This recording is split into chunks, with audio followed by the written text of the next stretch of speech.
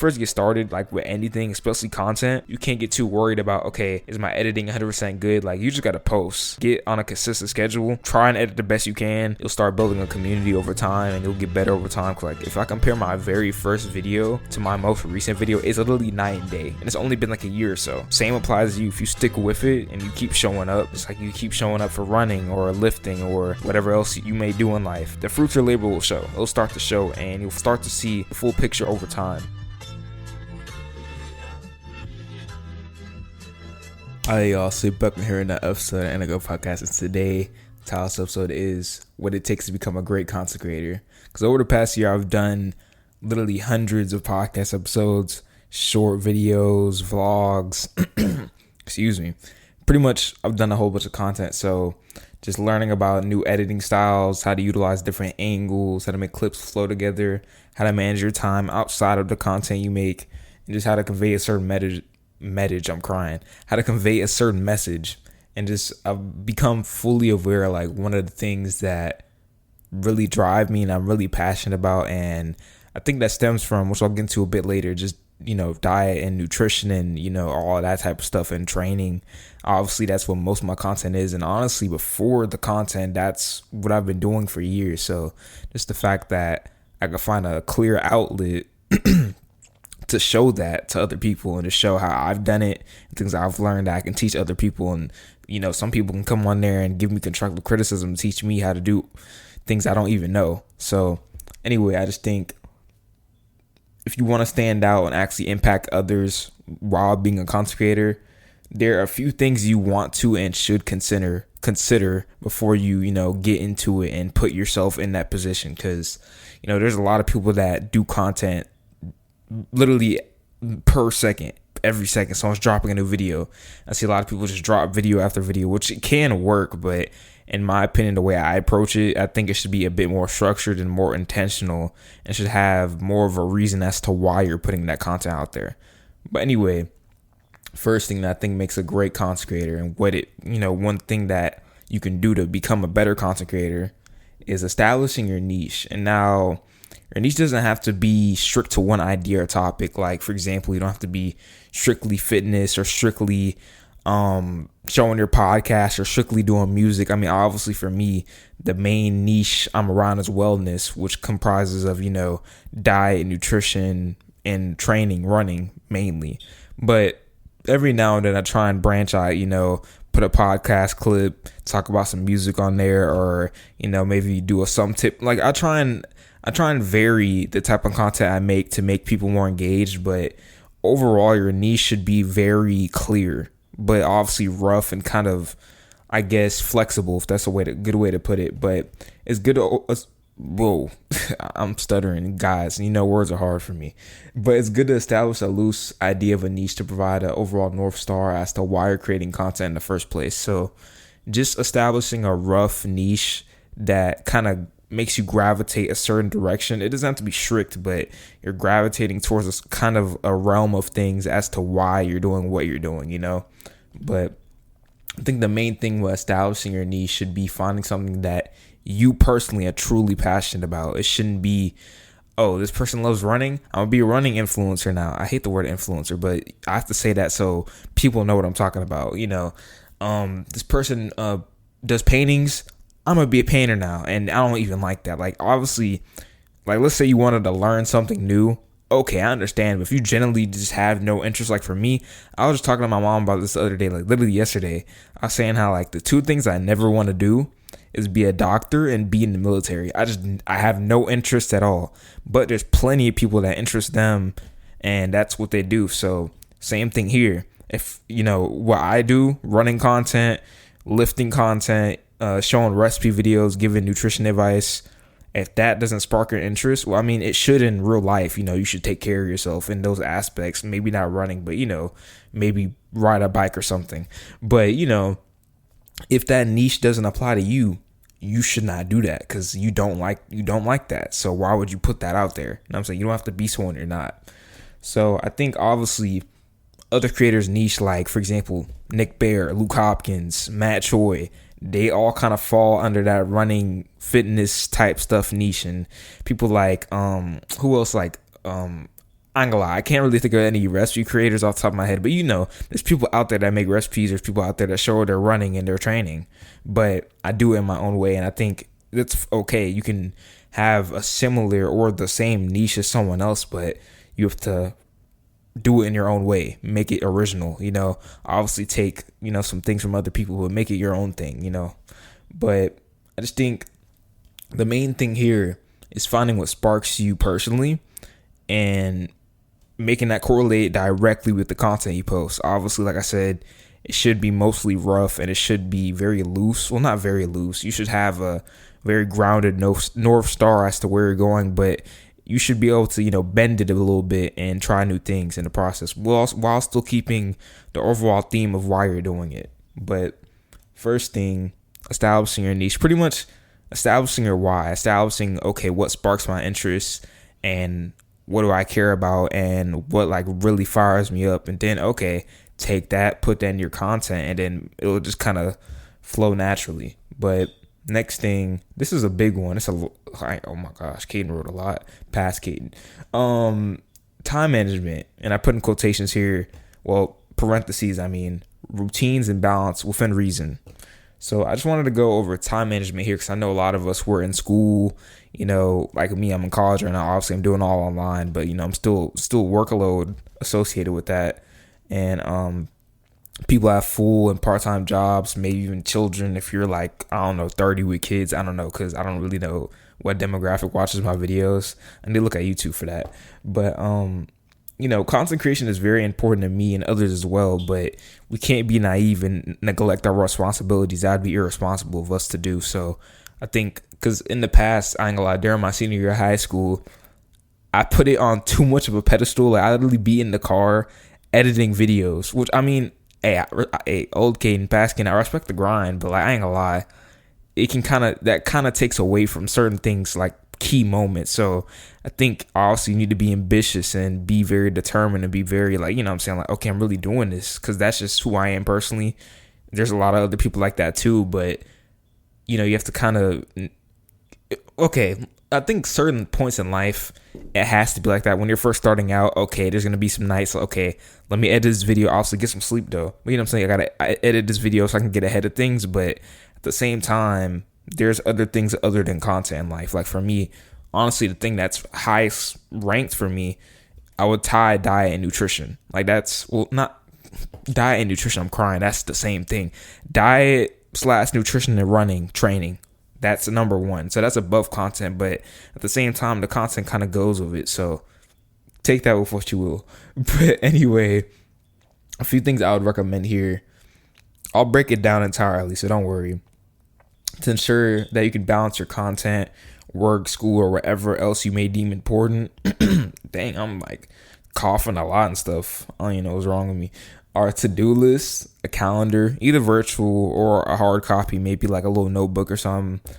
And just establishing certain day ranges that you're going to post content. So for me personally, I typically post, my first video is the short video for me talking right now, the podcast, whatever that may be.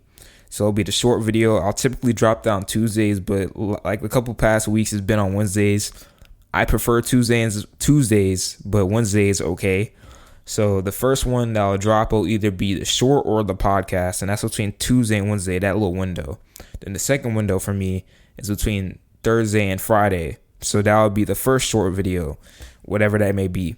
Then the second window, if I drop another short video, which is typically on weeks I don't post a vlog, that window will be between Friday and Sunday. I'll post somewhere between there. Typically it'll be Saturday or Sunday. Then if I have a vlog, that window will kind of be throughout the week. I try and do a little bit of snippets of it throughout the week. And that window, it always drops on Sundays. So that's kind of how it looks for me. But I think the main gist I'm trying to get at is establish some ranges of days that you can look in your calendar virtually or physically and know, okay, even for me, they have this all day function on Google Calendar if you want to do that.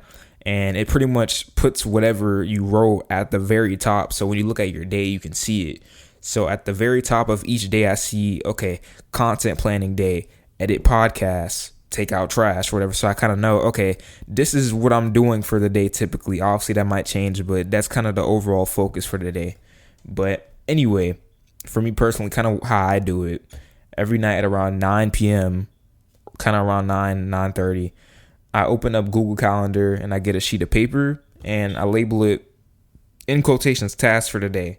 And then I write down around 4 to 6 things I want to get done and need to get done for the day. So, like I said, the kind of ranges I set, parameters, if you will, that kind of dictates the to-do list for the day. So if it's like today, Monday, which is the day I'm recording this, it's pretty much podcast focused. So most of it is, okay, I'm recording, then I'm editing, and I'm planning, stuff like that. But pretty much how I structure my week, I kind of already explained that. So past Caden already explained that, so we're going to skip over that. But the main thing here is it may not be perfect, but depending on whatever randomness life has in store, like I kind of just mentioned, sometimes maybe your mom's like, hey, I need you to drive to the store for me, run some errands real quick, see if to swap some things around. Or maybe you find out you had an assignment and you didn't know until last minute, so you have to plan for that. Whatever the case may be, I think it's just overall a guide as to, okay, how's my week going, like kind of idea of how your week's gonna look. But I just think the main objective of the to-do list, for me personally at least, is getting as much of, if not all of it, done as fast as possible. Because when I'm in my calendar, I don't really, because I used to do it in the past, I would set like pretty much every event, and I realized that honestly that's too tedious for me, and I just think that it's kind of stressful. So what I'll do, I'll have sleep, and then I'll put in my workout, and then I'll just kind of gauge, okay, how much time do I have in between this and then my lift for the day if I'm lifting. And then I'll just go off the to-do list and kind of play it by ear. But, if you want to put each event and that helps you kind of, I guess, lock in more, go for it. Find what works for you and just keep repeating it. And it doesn't have to be perfect, but just make it as consistent as possible. So pretty much, I think they all kind of coincide together. So the calendar, the to-do list, and then, just the kind of the time ranges or day ranges. I just think that it all dictates what you put on your to-do list, and depending on what day it is. So like for example, let's say Monday you want to focus on schoolwork, and then Tuesday you want to edit your videos. Then Wednesday, maybe your podcaster like me, you want to record a podcast, so you plan for that. Just kind of knowing your personnel, knowing, okay, this day I do this day I do that, and just kind of going from there. But number 2, where is number 2? Here we go right here. Time management, routines, and balance within reason. So the within reason is obviously, okay, make it a bit flexible, but just make it as consistent as possible. And the main thing here is just knowing, okay, I have this going on here, then okay, I go to work here, and then I run here, I lift, what I'm saying? Just knowing, okay, all right, where am I putting this? When am I doing this around the time, just so you can make the best decision possible in that point in time. But third thing I want to go over is investing in yourself, because obviously with making content, you have to set aside time for editing, filming, and planning. And also, but maybe not at first so much, but you'll have to invest money into the resources that amplify the content you're documenting and the quality of it. So, it's easy to look at all the glamorous cameras and editing software and all that type of stuff, but honestly, which I'll get into for a second, you don't really need too much to start out, because a lot of people might have analysis paralysis, like, okay, I need the newest MacBook, I need the newest editing software, I need the newest microphone. I mean, okay, they're useful, but when you're first starting content, keep the barrier for entry very low as possible, and then build your way up from it. But kind of the main things I would recommend personally, first thing, an editing software. My number one pick for this would be CapCut, which is fairly cost effective, very user friendly, but very powerful at the same time. I mean, everybody know what CapCut is at this point. I mean, in terms of, I will say this though, I'll say the main caveat, if you're more of a long form editor, like podcasts or maybe YouTube videos or maybe vlogs or stuff like that, I would probably, start with CapCut if you're first starting out. But later down the line, I definitely heavily recommend stuff like DaVinci Cut Pro or like a Sony Vegas or stuff like that, Final Cut Pro, whatever. I would recommend that. But I think for short form content, CapCut is literally perfect. Like, I don't think there's any app better in my opinion. Maybe there's one that I don't know about, inform me please, but CapCut is just so like it's so user friendly. Like it's not that hard to figure out. Okay, the text goes here and I put an animation here, but obviously the way you do it is a big part of it. But pretty much number one pick for content if you're first getting into it, CapCut is like the lowest barrier for entry, and it's so easy to get into, and it's so like it's really so powerful. Like you don't have to be super skilled and knowledgeable to get into it, but you can learn so much from using it. But number two, your phone. I mean, obviously, at least for me personally, I do want to graduate to a vlog camera, especially for, when I do marathons and more half marathons. I meant to say ultra marathons, just longer races and documenting my journey. And I just think the vlog camera further captures it. Like it makes it more cinematic and stuff like that. The camera on the phone can only do so much, in my opinion, because the quality is not the best. But and then also for the podcast too, just a more detailed setup. I like the podcast, like bro, like I want to have maybe a long rectangular table, or like maybe two circular tables, or maybe like a big couch. I don't know, but I want to have panning camera, bro. I'm gonna go all out for that. But obviously, right now we're doing this, and that's the best I got. So, but just going back to the same thing, just working on what you have now, and then as you get bigger. That's not the biggest thing in the world, but obviously as you grow, you should get more engagement. But I don't think that's the end all be all at all. But just kind of starting out and then progressing with your equipment, how skilled you are, kind of how you document, how well you can hop up on the camera and yap, you know what I'm saying?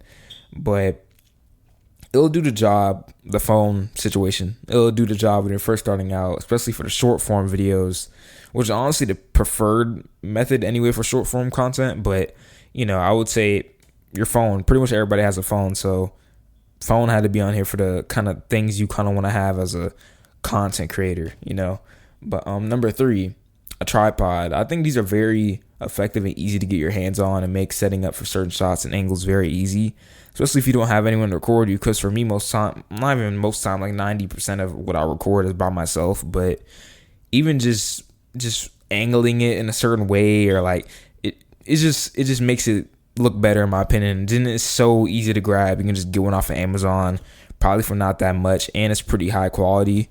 Obviously, if you get one off of Temu, it might break on you, but overall, pretty high quality, very cheap. And I think if you make content, especially short form content, you'll definitely want a tripod. But last one I got here, a clip-on microphone. This kind of honorable mention, but if you make a lot of short form content like myself, you'll probably have some videos where you're sitting down yapping, or maybe, you're doing a voiceover, whatever the case may be. But the one I just got, I have the box right here. If you're watching on video, you'll see it, but it's called the Mini Mic Pro. You saw it. If you're like up to date with my content, you know what I'm talking about. But I made a video, like I think I was talking about like my kitchen essentials or whatever. And I ain't gonna lie, it sounded good on that one, but the vlog I just posted yesterday, I did not like the audio. I had to like literally enhance the audio on CapCut to 100%. Like I didn't really like it. So I'm currently in the market for a new one. But the new one I'm kind of looking into is called the Hollyland Mark M2. Yeah, Hollyland Mark M2. I don't know why that's a tongue twister, but yeah. So if you're in the market for a new clip-on mic, I would say it's worth considering. It's like a little like button shape, kind of like it's like a magnet or whatever. But yeah, it's like around $85-$90 depending on if you get the Lightning or the USB-C attachment in your phone. But based on all the reviews I've seen, all the coverage on it, all the research I've done on it, it's very solid. Like it sounds like I guess what's it called, the DJI microphone, however you say that, or I guess however you spell it. Pretty good quality. Like it's up there with like the highest microphones I've kind of looked at. So if you're into like microphones and you need one, I'd heavily recommend that. But yeah, just later down the line, a more intricate editing style or software, if you will, like Sony Vegas or DaVinci Cut Pro could be a consideration, but don't get too caught up in that when they're first starting out. Because I noticed, like, even with music, when I used to make music, I would get too caught up in, okay, how does my preset sound? How did the effect sound? Like I'd get, because I'm very particular, so I was like, okay, like it has to be 100% perfect. But no, when you first get started, like with anything, especially content, you can't get too worried about, okay, is my editing 100% good? Like you just got to post. I'm saying, get on a consistent schedule, try and edit the best you can and just post. And obviously you'll start building a community over time and you'll get better over time. Cause like if I compare my very first video to my most recent video, it's literally night and day, and it's only been like a year or so. So same applies to you. If you stick with it and you keep showing up, just like you keep showing up for running or lifting or whatever else you may do in life, the fruits of your labor will show. It'll start to show, and you'll start to see the full picture over time. But yeah, number 3, investing in yourself. So I think the main thing here, obviously, we know you're going to invest time, but money too. I think that needs to be in consideration. When you first start, you shouldn't spend too much. You don't need to spend buku money, but I think obviously you should make some investments that can make your quality of your videos pop out even more. But 4th thing I want to go over is discernment, because as you post more videos and content and gain more eyes and viewers, obviously, like I said earlier, not the end all be all, in my opinion. I don't think views and likes and all that should make or break your career. Like, it's not that deep. Obviously, it shows you have more engagement, you're progressing in another way, but I think a lot of people take it too serious in the content realm of things. Like, oh, like if I don't have any views, like I'm cooked. Like, okay, all right. But anyway, there, just as you post more videos and content, like I was saying, there's gonna be people that like, bro, like you're corny, like, bro, quit, like you're lame, like your face looks weird, your beard is weird. Like, that's a part of the process. So I've gotten a few comments, and the thing is, I've realized that you kind of have to dig deep for those comments. Like, unless you're just doing something wild, a lot of people just show love just randomly, like, oh, like, bro, like, good luck on your half marathon, or like whatever.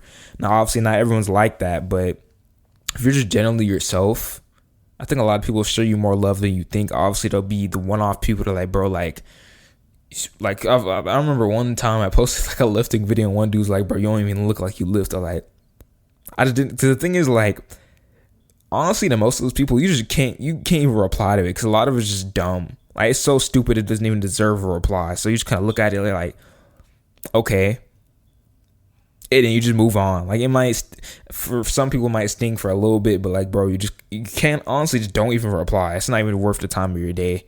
But I think this is where discernment comes in. Just paying attention to love from your community and your peers, and just the progress you've made along the way. And not so much, if at all, to all the people who are simply projecting how they feel about themselves. Because honestly, I want to really touch on the progress part. It's kind of how I mentioned earlier. My first like recipe video, like, it was 3 minutes long. I ain't know that people's like, a lot of people, no offense to people, but a lot of people have bird brains. A lot of people can't just sit and watch a video. Like, they just have to like move on to the next thing, which is a whole nother topic. But I just realized that the format of my videos weren't that effective. It wasn't really that grabbing for people, so just seeing that. And in my most recent videos, probably like 45 seconds at most, 50 seconds. I try and keep it under a minute. That's another recommendation I guess I can throw in there. Try and keep your videos as concise and effective as possible. I would say don't go over a minute 30. I mean, obviously, if it's like, I know Russell Orhe, for example, like, he'll post like a lifting segment. It might be like closer to 2 minutes. But if you're like trying to like, some people like post rants. I don't do that personally, but whatever they do, I think they're longer than that. But for me, I think a good gauge is like, try and stay under a minute, but don't go over 1 minute 30. Just like I said, a lot of people have bird brain. So, try and make your content effective and straight to the point, but obviously put in a lot of different elements to, make your content dynamic, if you will. But just like when I first started, like, I ain't gonna lie, I got a lot more hate mail, I guess, if you put it that way, when I was like first starting and I was younger, which is kind of weird, because I was doing like water bottle flip challenges, and if the King of Donnie 100 Days, I would do like the Korean fire noodle challenge or whatever. And yeah, like, people would just like, I think one dude like cussed me out like a dog. I was like, I'm like 12, bro, like, chill. But anyway, I just think, like I said, this is where discernment comes in. Just not really paying so much attention to that, and really focusing and really doubling down on, okay, these are the people that really are invested in what I'm doing. Because I've seen a lot of people just that are really invested in what I'm doing. I'm like, yo, that's cool. I'm saying it's cool that I can make a video showing my morning routine to run 11 miles and it just goes stupid on TikTok. Obviously, stupid is subjective. Some people might think, oh, like 2K views, like, bro, like, small change, like, what are you doing? But for me, this is where comparing your past self to your new self. That's where that comes in. I think I mentioned that like last episode or so, but comparing where you were to where you are now, you know what I'm saying, because 2,000 views on TikTok compared to where I first started is a big jump. So just kind of being aware of where you started in your own journey and not being so much and not being as entertained or so invested in, okay, what this person's doing. You know what I'm saying? But anyway, I think this is where establishing your why comes in, because I feel like if you have your why with you when others have something negative to say, it's kind of for the birds. It's like, all right, like I know why I'm doing this and I know what I'm doing is correct for me in this point in time. So whatever you say, I ain't gonna lie, I don't care, because you're just yapping. Like you're just projecting that. A lot of it is just fear, because they're projecting because you're doing something that I'm crying, bro. Words are so hard. Oh my gosh, they're projecting something that they don't have the courage to do. I'm not gonna say that they can't do, because I feel like people can do anything that they put their mind to, but they're so scared to do it that they're projecting on you. So I think, like I said, establish your why. If people start yapping for no reason, 'cause a lot of people be the nicest people in the world and they still have to be yappers and haters for no reason, just because they're disliking them for whatever reason.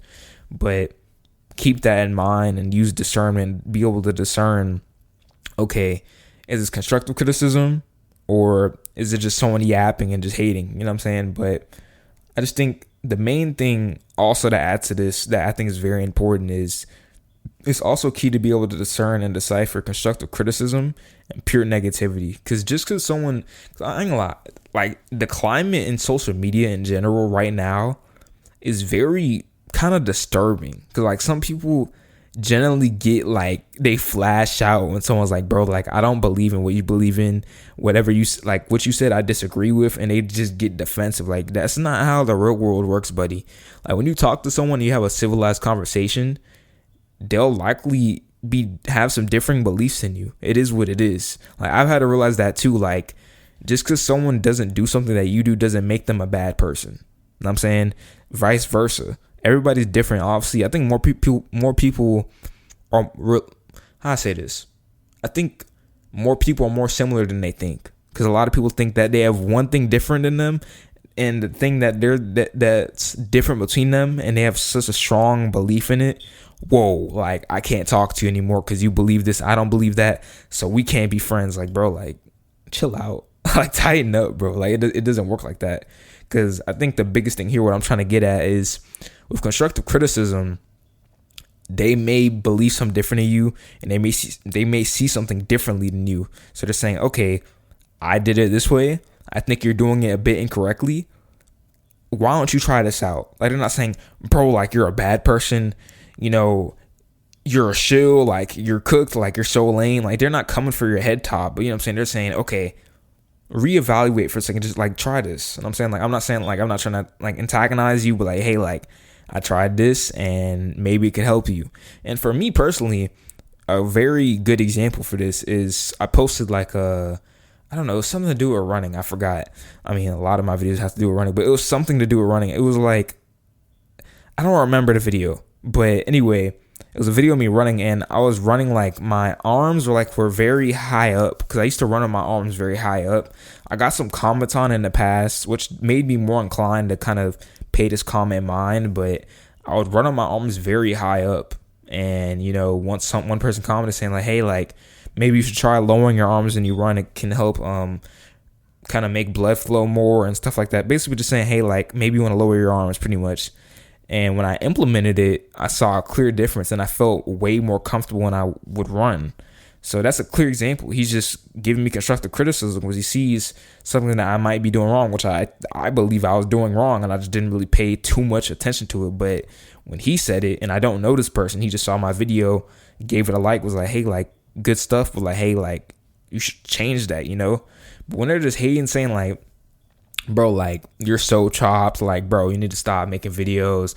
Why are you making videos? Why are you lifting? You're never gonna run a half marathon. Like just random projections. Like, okay, don't pay attention to that. But if they're generally trying to give you advice and it doesn't sound like BS, it might be worthwhile looking at. You know, for me personally, like the dude commenting on my running helped me tremendously. So shout out to that dude, by the way, for watching this. Shout out to you, cool dude.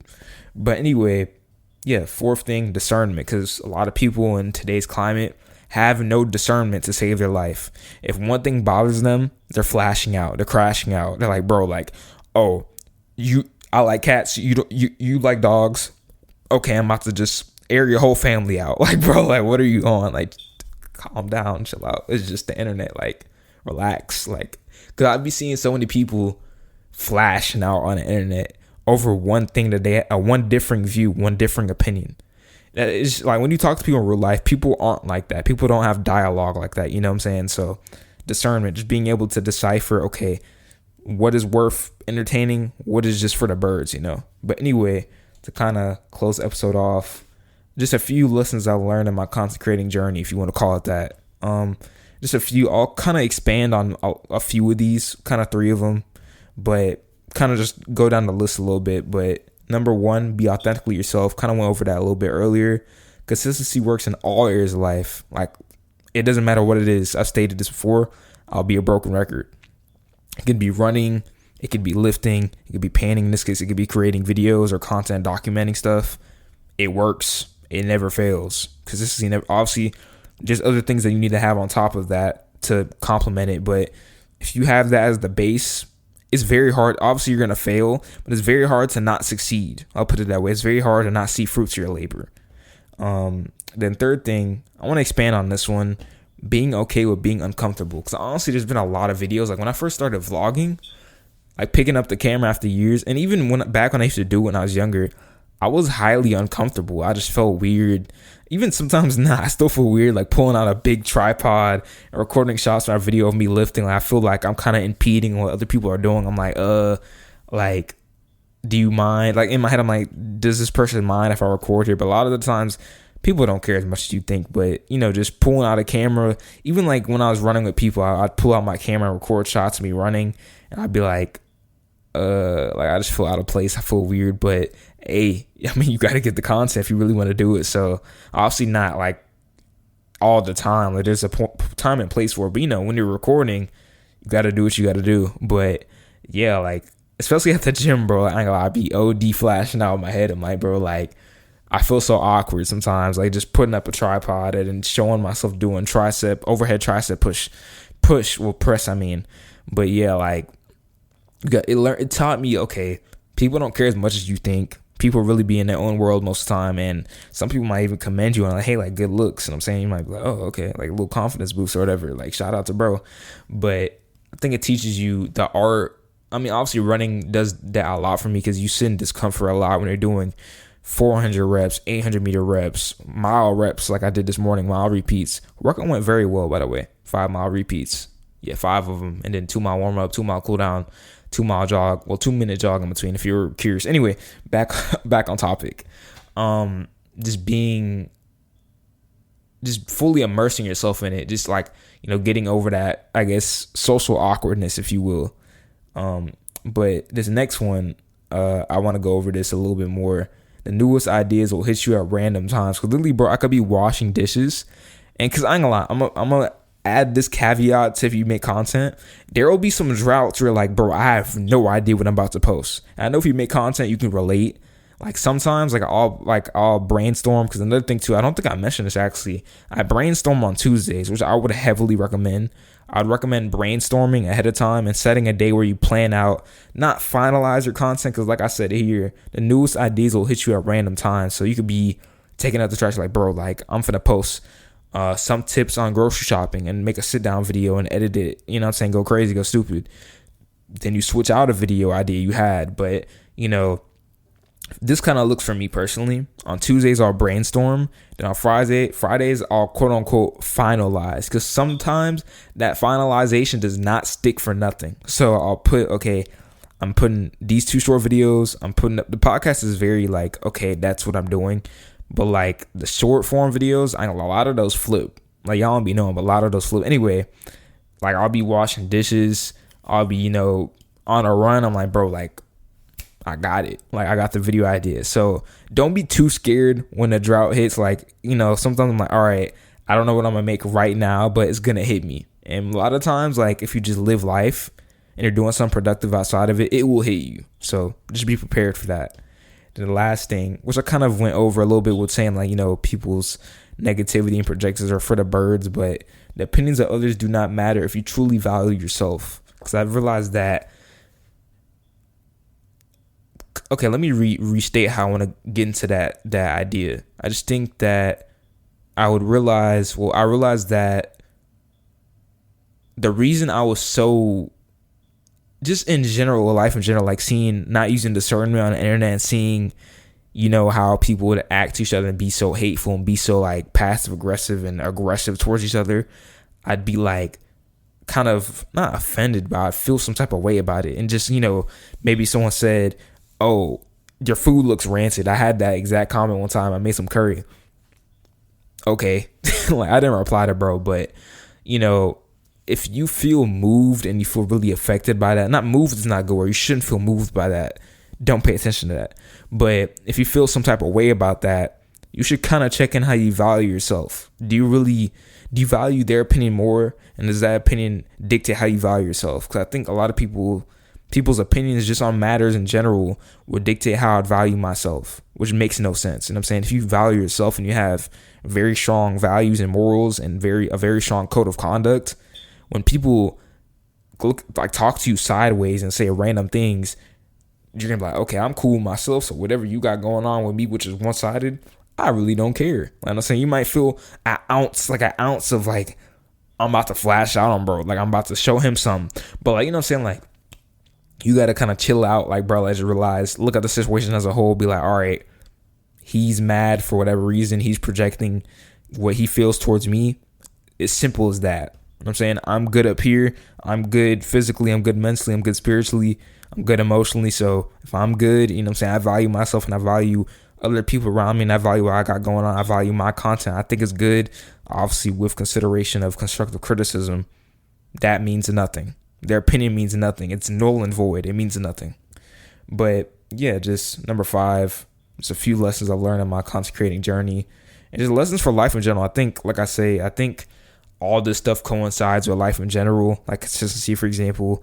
It's not just, I just run consistently with my content, I have it, I just kind of BS it. But I think all of this kind of comes together, and kind of like number 2, I said, time management, routines, and balance within reason.